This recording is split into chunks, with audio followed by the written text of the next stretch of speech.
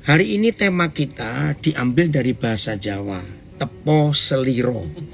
Yang memilih tema ini justru orang Makassar. Hebat dia bisa bahasa Jawa. Yaitu gembala kita Pak David Alexander Tutu. Nah, dia menerima sebuah pewahyuan yang luar biasa. Kita diminta oleh Bapa di surga untuk menjadi agape, ya.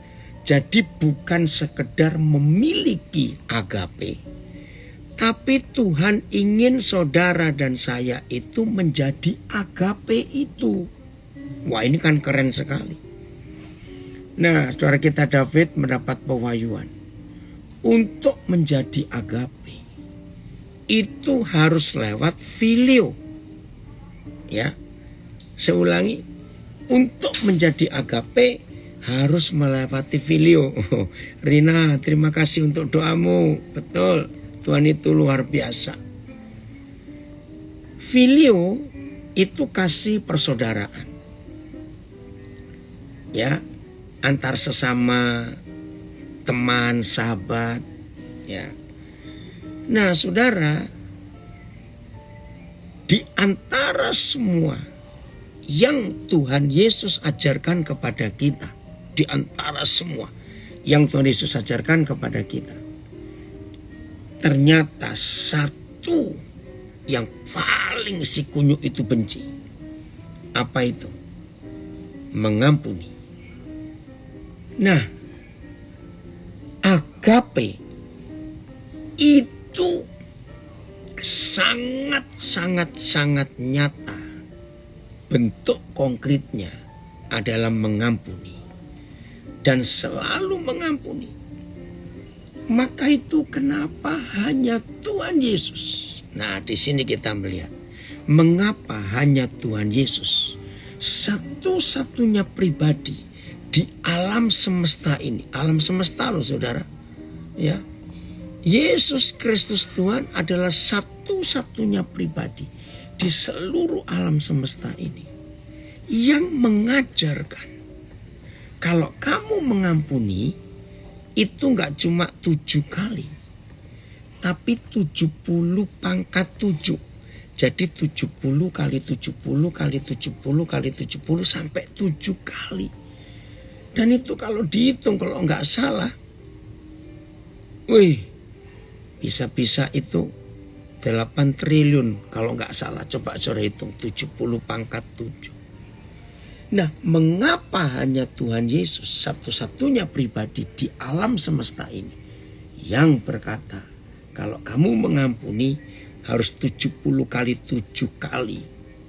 Karena dia itu agape. Jadi bukan sifatnya, bukan. Dia sendiri agape. Maka itu saudara, ini yang iblis paling benci. Coba dengarkan. Si kunyuk itu tidak pernah menghalangi orang ke gereja. Lihat selama pandemik ini ngeri bukan? Tutup semua gedung ibadah. Tapi ternyata setan kecelek. Tahu kata kecelek? Setan tertipu. Justru selama pandemik hampir 2 tahun ini, gereja Tuhan itu berkembang luar biasa. Dan ada istilah banyak berterbangan di antara kita kalangan gereja. Maka sekarang gereja terbesar di dunia adalah gereja YouTube. Betul enggak? Gereja Zoom. Gereja di sosial media itu gereja terbesar di dunia. Dan saya setuju. Belum pernah terjadi sejak peristiwa Pentakosta pertama di Yerusalem. Sampai tahun 2021. Sebentar lagi akan masuk 2022. Di dunia ada gereja terbesar yang tidak dibatasi oleh tempat, gedung, waktu. Tetapi gereja yang universal. Bayangkan. Hebat bukan? Mana ada orang terpikir dulu. Nah, maka itu iblis gak bisa menghalangi. Iblis tidak bisa menghalangi orang sekolah teologi. Iblis nggak bisa menghalangi orang melayani. Di masa pandemik ini justru semua kita, termasuk saya, makin sibuk, saudara, makin sibuk. Aneh bukan? Nah, ini yang setan benci. Doa mau tetap berjalan, walaupun via Zoom, via Facebook, Instagram. Betul Pak Andreas, gereja terbesar di dunia ada di dalam semua lembaga pemasyarakatan dan rumah tahanan. Buktinya tanggal 8 Desember yang lalu kita bisa Natal bersama 100 sekian LP se-Indonesia. Itu diperkirakan warga binaan yang ikut kebaktian. Itu yang di LP saja. Lebih dari 7.000 jiwa. Belum yang di luar LP. Wow, Munsian sudah siap belajar ini. Makasih Yuli, Guten Morgen. Saudara lihat, nggak ada halangan. Iblis nggak mampu. Tapi ini yang menyedihkan, saudara. Tuhan ampuni kami, tolong kami Tuhan. Papi lagi ada di Canggih. Jadi ini anak saya dari LA tanya. Tapi ini yang buat setan berhasil. Ampuni kami Tuhan. Apa yang buat setan berhasil? Gereja bukan cuma kehilangan agape, tetapi gereja gagal menjadi agape. Ini yang iblis berhasil. Sedih sekali kalau kita melihat fakta ini. Saya ulangi lagi ya saudara. Tema kita hari ini luar biasa. Tepo seliro diambil dari bahasa Jawa. Artinya punya hati yang lapang. Saling mengerti, saling menerima. Lalu saya ganti di Facebook dan Instagram saya. Belajar menjadi agape via filio. Ya. Jadi Tuhan itu ingin, Papa di surga ingin kita tidak sekedar menjadi gereja. Gereja tanpa agape. Saya ulangi, gereja tanpa agape. Itu tempat judi, tempat pelacuran masih lebih baik. Maaf saya berkata.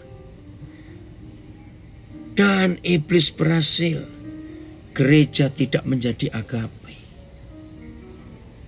Nah, untuk menjadi agape harus berhasil filio dulu. Kasih persaudaraan. Coba renungkan ya saudara. Sekian banyak tahun Tuhan memakai saya sampai hari ini. Saya menemukan fakta ini. Untuk merusak agape di hidup gereja, di hidup saudara dan hidup saya. Saya ulangi. Untuk merusak agape di dalam hidup kita. Ternyata iblis itu tidak pernah kerja keras. Saya ulangi. Untuk merusak agape, iblis gak perlu kerja keras. Sambil santai lipat tangan si iblis itu. Cuma niup angin kecil di hati banyak kita. Angin itu namanya jengkel. Catat saudara. Rasa jengkel saja. Bukan benci loh. Kalau benci terlalu besar. Jengkel. Tolong dicatat. Suami istri hati-hati. Jengkel. Itu membuat agape rusak. Saya nggak tahu dalam minggu yang lalu. Saya harus membereskan masalah 2 keluarga. Suami istri. Dan masalah mereka 2 keluarga yang gak saling kenal ini sama. Masalahnya istri telepon suami. Yang satu 7 kali, yang keluarga kedua sampai 11 kali. Dihitungin. Nah si suami lagi sibuk, yang satu lagi di motor, yang satu nggak tahu sibuk apa sehingga nggak dengar istrinya telepon. Ya ampun saudara, ribut mereka. Nah ini masalahnya. Yang telepon merasa ini bukan sekali Koden, ini berkali-kali. Apakah sebagai istri saya harus memaafkan terus dan harus menerima? Yang satu lagi malah, orang Surabaya bilang centai-centai gitu. Nyateknya kuat. Yang satu berkata, bagaimana saya harus percaya suami saya? Dulu dia pernah selingkuh. Maka itu sekarang saya sulit untuk mempercayai dia. Maka itu kalau saya telepon sampai sekian kali tidak dia jawab, saya jengkel, saya curiga. Aduh, saudara, kecil bukan masalah agape? Nah, tolong ya kalau ada di antara kita yang seperti itu, ayo. Lebih-lebih suami istri yang kalau bertengkar selalu nyebut nama seseorang. Tolong catat. Lebih-lebih suami istri kalau ribut selalu menyebut nama seseorang. Nah, nama seseorang ini bisa mantannya, maaf. Nama seseorang ini bisa orang yang pernah diselingkuhi. Nah, kalau pasangan kita sudah tidak melakukan itu lagi, tapi yang samping menyebut terus nama itu, bagaimana nggak saling menyakiti? Maka agape itu hancur, saudara. Dengar ya, untuk menjadi agape kita harus melewati filio. Filio akan rusak ketika kita jengkel. Belum marah, belum benci, jengkel. Perhatikan ini.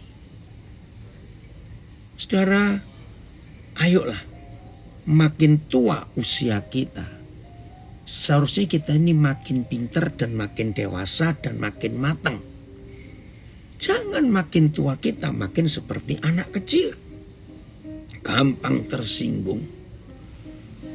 Ada istilah orang Surabaya, jegot. Jegot itu lebih jelek dari ngambek. Ngambek tahu ya? Nah, adiknya jegot itu namanya, aduh, nggak enak sekali. Tersinggung. Nah, adiknya tersinggung lagi, itu namanya jengkel. Itu saudara, kalau kita mengizinkan si kunyuk itu merusak kehidupan kita, maka itu kita harus hati-hati. Ada yang komen, benar, dulu suamiku begitu, sekarang sudah tidak. Iya, maka itu ampuni ya, ampuni, puji Tuhan. Nah saudara, kita nggak boleh ingat yang dulu. Kalau kita di dalam filio dan melakukan filio, maka ada satu hal penting, tidak boleh pasang stempel. Ya, dulu nggak ada. Kalau kita hidup di dalam filio dan kita melakukan filio, dan supaya kita menjadi filio kasih persaudaraan, itu artinya saudara dan saya tidak boleh ingat yang dulu. Nah, jahatnya si kunyuk itu, saudara perhatikan dua arah ini ya. Satu, arah yang pertama, jalur yang pertama, si kunyuk itu membuat kita nggak bisa berfilio, nggak bisa memiliki kasih persaudaraan. Itu jalur yang pertama.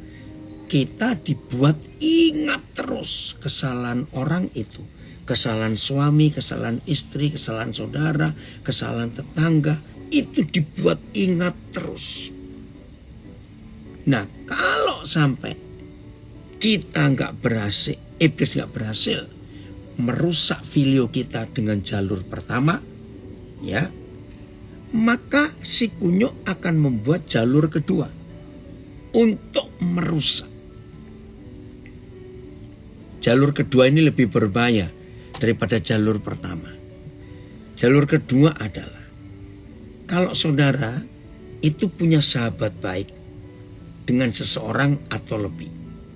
Dengar ya, kalau ada di antara kita yang pernah ngalami ini, senyum-senyum sendiri dan bertobat. Itu maksudnya.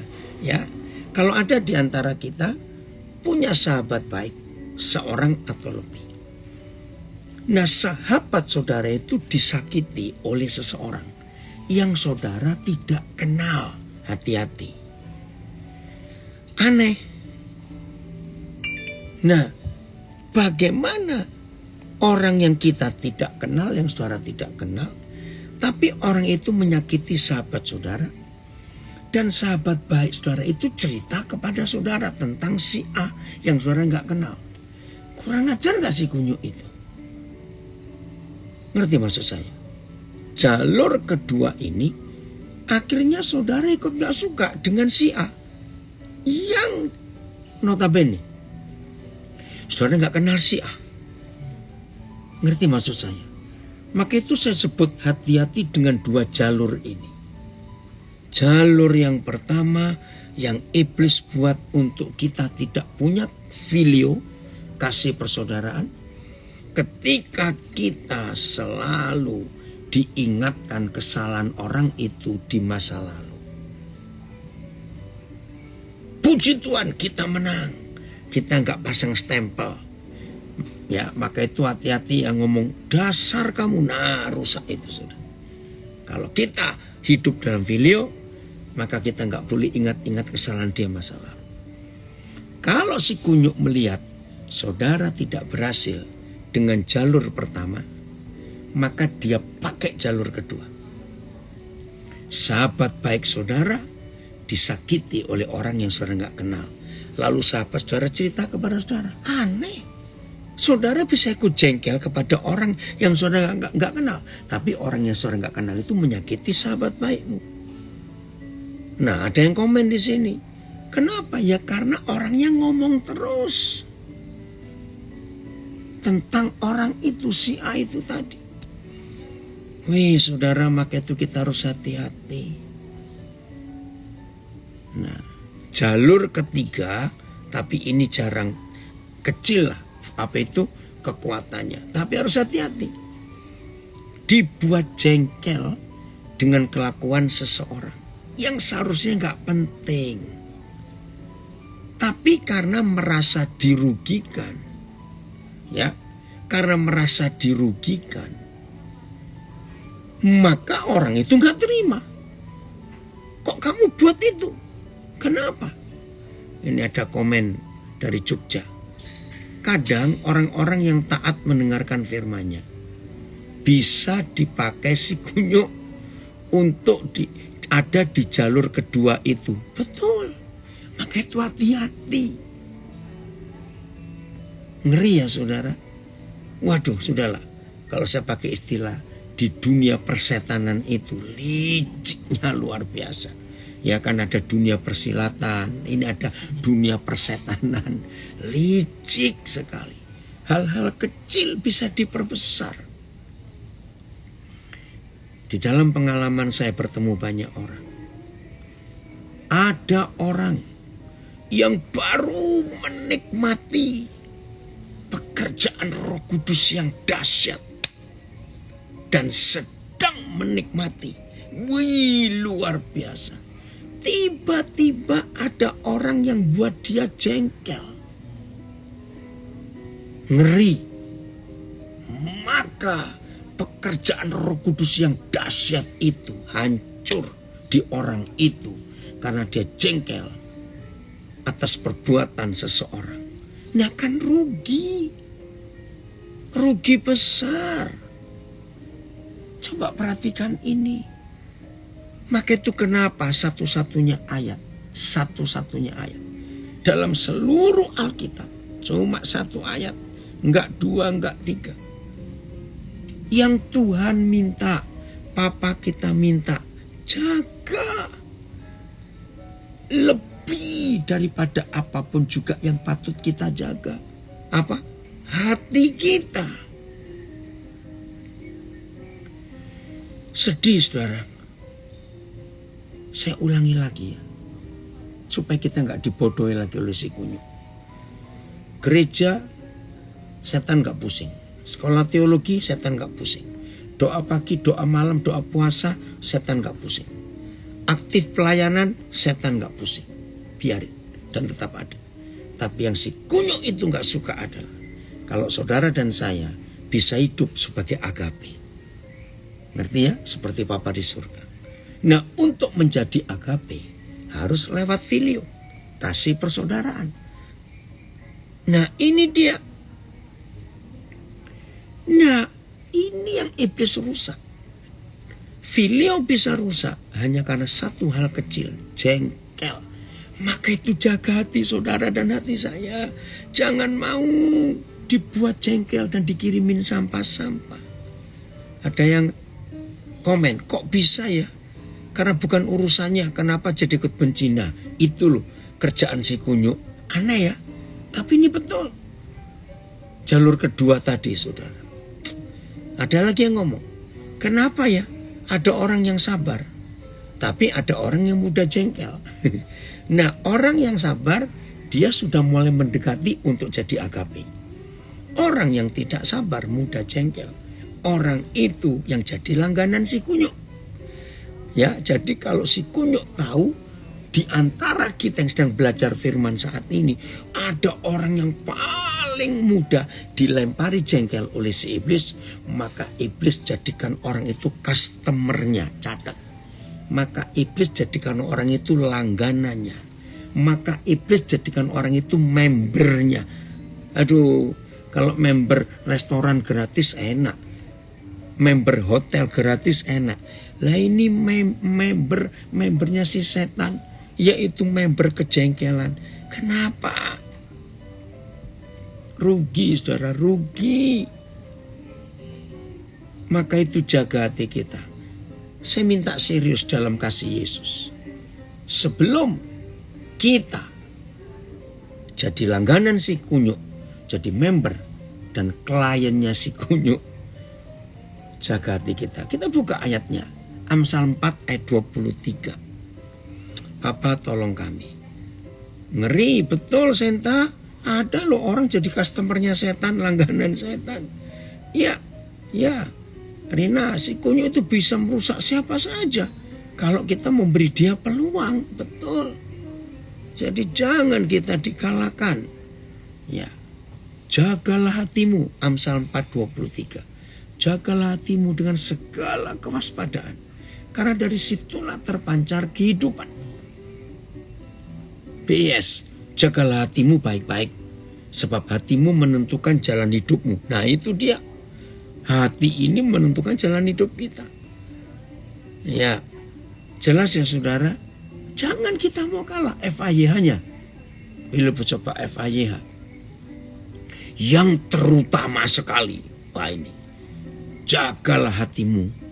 Karena hatimu itu mempengaruhi segala sesuatu dalam hidupmu. Wah, FAYH-nya jelas ya, saya ulangi.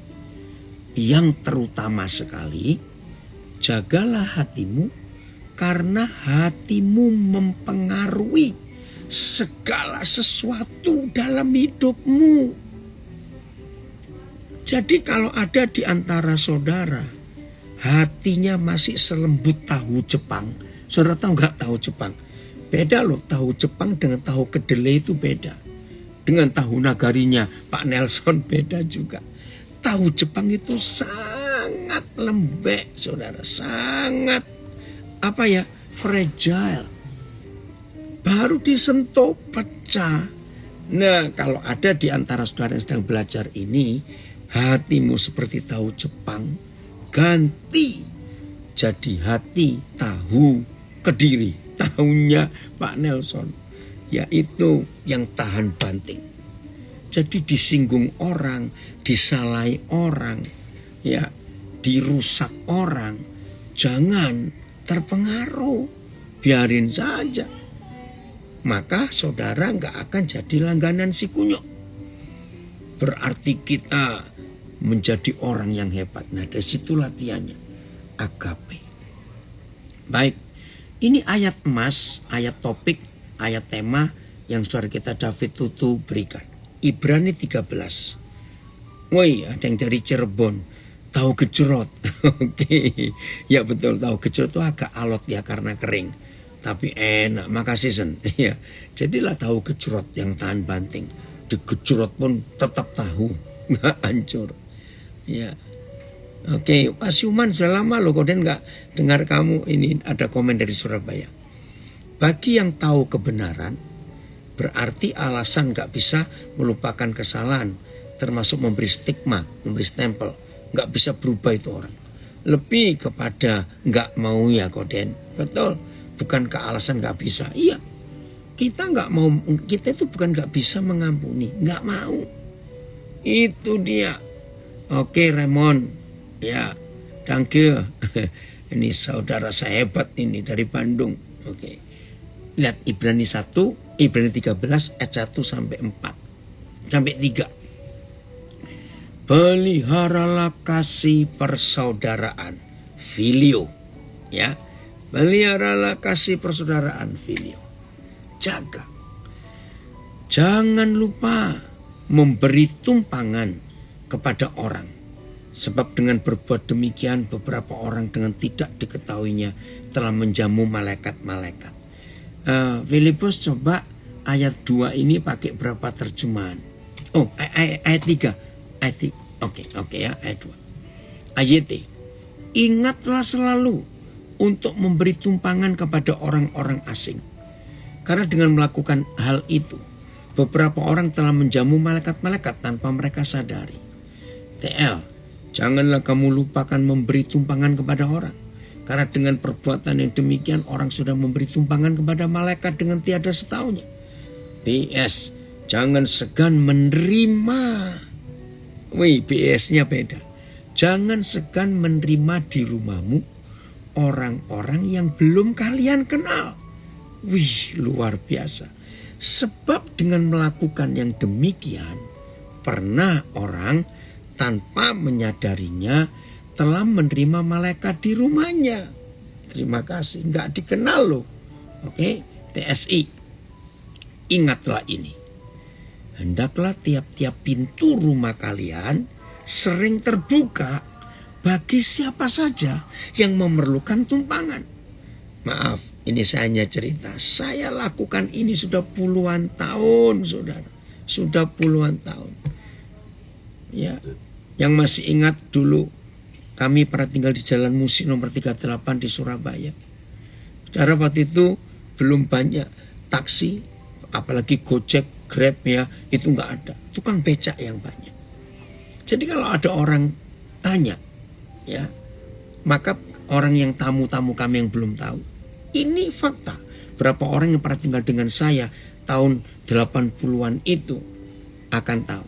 Saudara, apa komen tukang becak? Di lingkungan kami tinggal Jalan Musi, Surabaya. Begini istilah mereka. Oh, cari rumah yang nggak pernah dikunci. Serius. Saya bersyukur rumah yang saya tempati itu dijuluki oleh tukang-tukang becak, tukang sayur di situ. Oh, rumah yang nggak pernah dikunci. Benar. 24 jam nggak pernah dikunci rumah itu. Siapa saja boleh datang. Bahkan waktu itu, saudara, semua penjual makanan, es campur, es cendol, rujak, semanggi, gado-gado, pokoknya semua penjual apa saja. Karena rumah kami banyak tamu, jadi saya sering manggil mereka langganan, ayo. Nah, saya ngajari mereka di halaman rumah itu ada keran air ya, pam. Saya bilang kepada mereka, pokoknya kalau kalian lewat depan ini, air cucian kalian harus diganti. Tahu ya, saudara, kalau cucian mereka kan cuma pakai timba kecil. Aduh, itu nggak diganti, jorok sekali. Ya, zaman itu tahun 80-an belum ngeri sekarang soal virus penyakit ini. Terus saya bilang juga pada mereka, di ruang tamu kami ada tikar. Saya bilang waktu itu belum ada air aqua, air botol, air kemasan belum ada. Jadi air cuci gelas, cuci piring mereka, cuci mangkok mereka ada di depan. Nah, terus air minum, kami selalu siapkan air masak. Ya dulu kan air itu dimasak kalau untuk minum. Saya bilang kalau kalian capek, panas, istirahat dulu, minumlah. Ambil sendiri sana. Nah kalau capek istirahat itu ada tikar. Di situ saudara. Nah maka itu rumah kami yang kami tempati Jalan Musi dulu. Orang bisa masuk seenaknya. Nah repotnya saudara, repotnya. Kalau sudah sore, makanan jualan mereka masih sisa, mereka malas bawa pulang, ditaruh di rumah kami itu. Karena mereka tahu di sini kan banyak orang. Sampai segitunya loh saudara. Begitu pula tukang-tukang becak itu. Saya bilang, kalau kamu haus, jangan pulang ke rumahmu ambil air minum. Ambil di rumah itu. Kamu langsung masuk ke belakang, cari air. Nah di rumah kami tim sudah beritahu, selalu siap air masak. Dulu kan gak ada air mineral, air botol. Saudara, kami melakukan itu sejak tahun 80-an yang lalu. Baik itu waktu kami harus pindah ke Papua. Aduh, mereka nangis. Rumah itu jadi kosong karena kami kembalikan ke pemiliknya, sudah dijual rumah itu. Ya, itu kesaksian. Coba lagi TSI-nya, Filipus. Nah, ini Filio itu di sini, saudara. Ingatlah ini. Hendaklah tiap-tiap pintu rumah kalian sering terbuka bagi siapa saja yang memerlukan tumpangan. Karena dengan berbuat begitu, tanpa mereka sadari, pernah ada beberapa orang menerima malaikat-malaikat sebagai tamu di rumah mereka. Wah ini kan keren sekali. FAYH, apa yang tertulis di situ. Jangan lupa bersikap ramah terhadap orang yang tidak dikenal.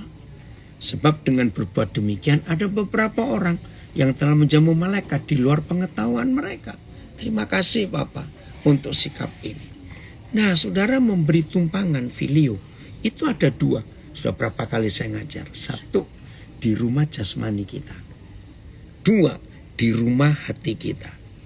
Nah rumah jasmani kita itu tergantung kapasitasnya.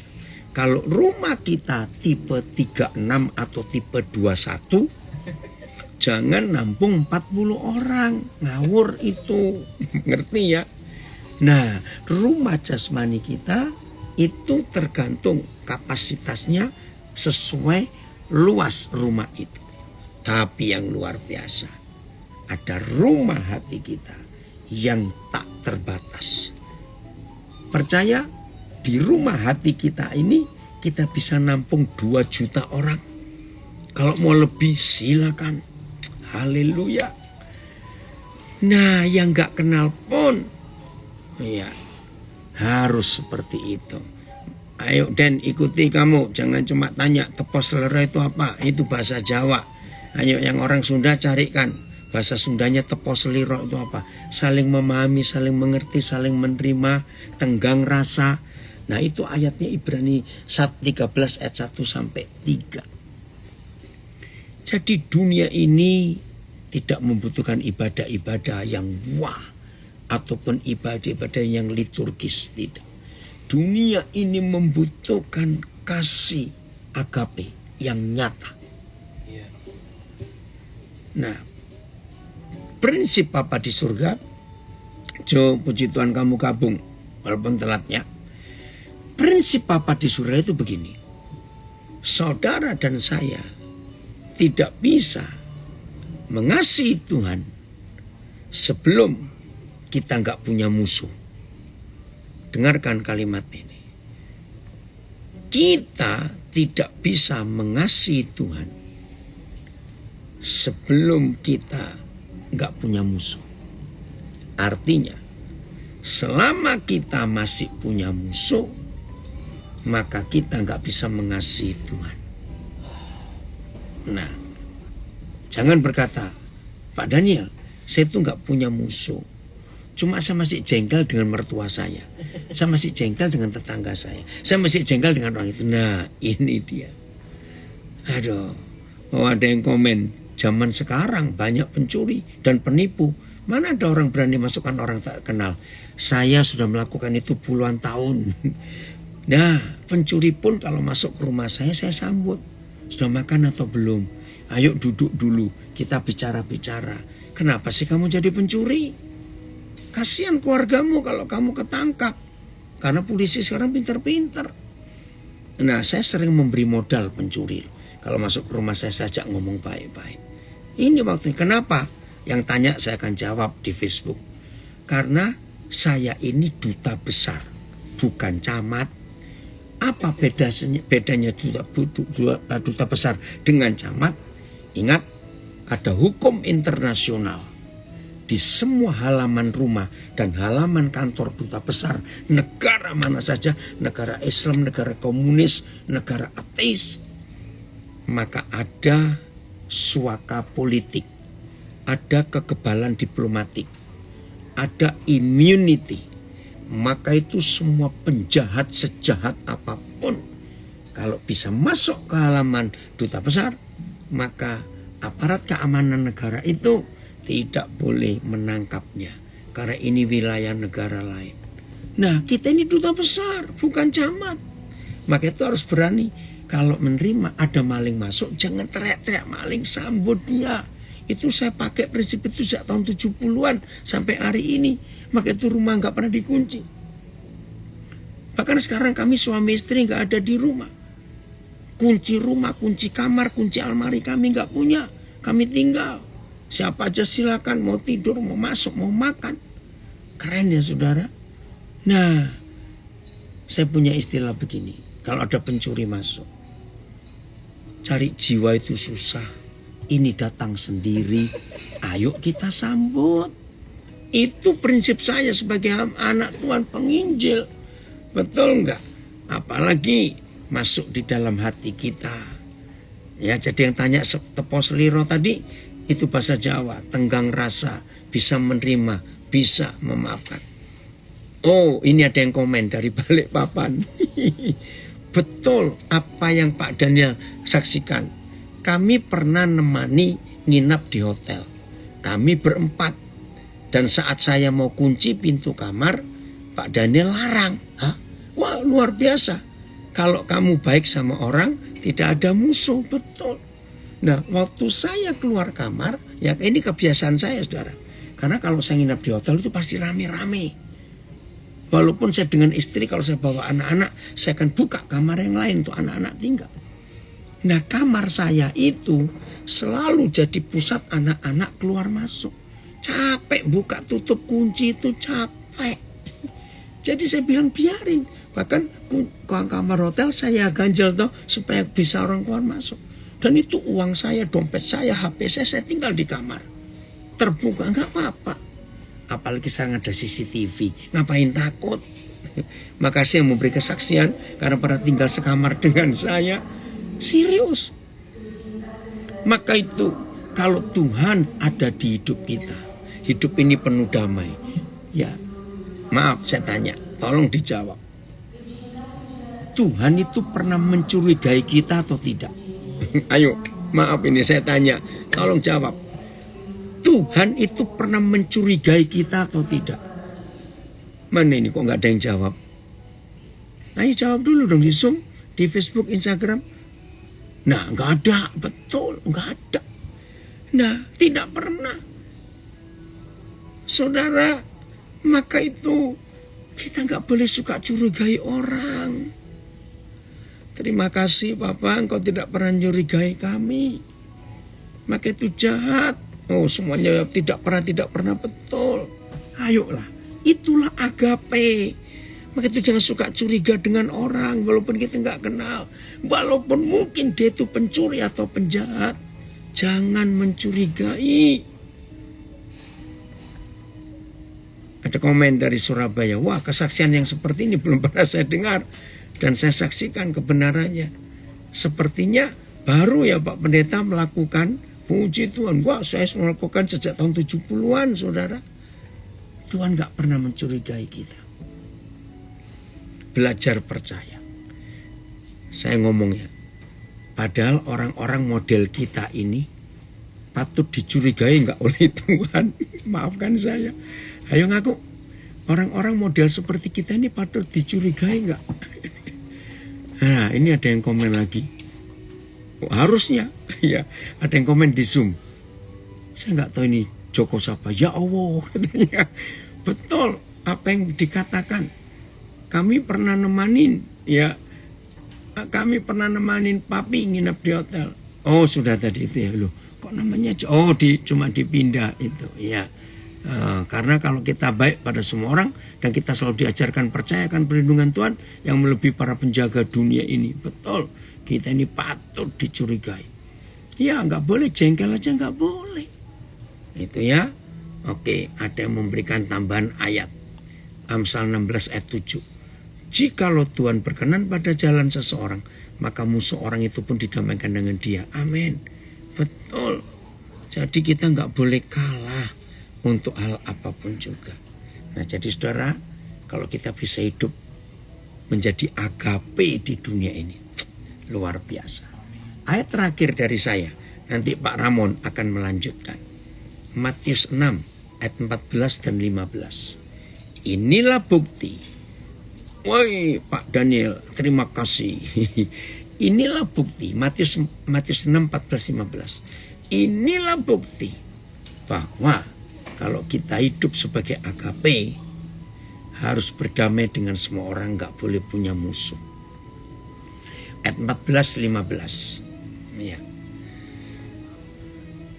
Ya, ada yang komen, sangat patut kita ini Tuhan curigai. Betul model kayak kita. Karena jikalau saya ganti ya. Karena jikalau saya mengampuni kesalahan orang, Bapa saya yang di surga akan mengampuni saya juga. Tetapi jikalau saya tidak mengampuni orang, maka Bapa saya juga tidak mengampuni kesalahan saya. Aduh, celaka sekali. Jadi Tuhan Yesus berkata, hubungan kita dengan Bapa di surga sangat ditentukan oleh hubungan kita dengan sesama kita. Catat, hubungan kita dengan Bapa di surga sangat ditentukan oleh hubungan kita dengan sesama kita. Jadi jangan berkata gini, oh saya nggak peduli dengan orang lain. Yang penting saya beres dengan Tuhan. Nah, itu salah. Itu salah. Sebab menurut hukum agape ini, ya, saya ulangi, menurut hukum agape ini, kita tidak akan bisa, catat, mengasihi Tuhan sebelum kita nggak punya musuh.